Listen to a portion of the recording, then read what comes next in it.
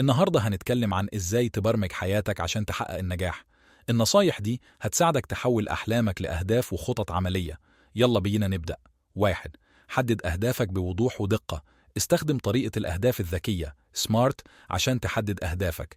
لازم تكون أهدافك محددة، قابلة للقياس، قابلة للتحقيق، ذات صلة، ومحددة بوقت. مثلا بدل ما تقول عايز أبقى ناجح، حدد هدف معين زي عايز أفتح مشروعي الخاص خلال 6 شهور. 2. اعمل خطة عمل مفصلة.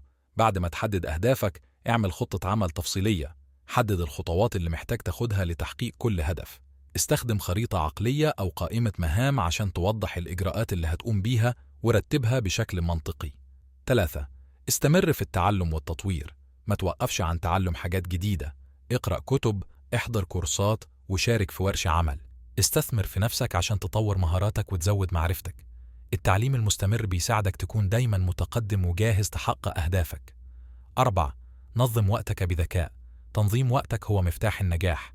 استخدم تقنيات إدارة الوقت زي قوائم المهام والجداول الزمنية وتحديد الأولويات. خصص وقت معين للشغل والراحة والنشاطات الشخصية.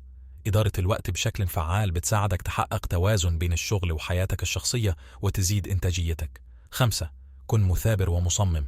النجاح بيحتاج مثابرة وإصرار. ما تستسلمش لما تقابل عقبات. استمر في الشغل بجد واجتهاد عشان تحقق أهدافك. فاكر إن الطريق للنجاح مليان تحديات، لكن بالإصرار والعزيمة تقدر تتغلب عليها.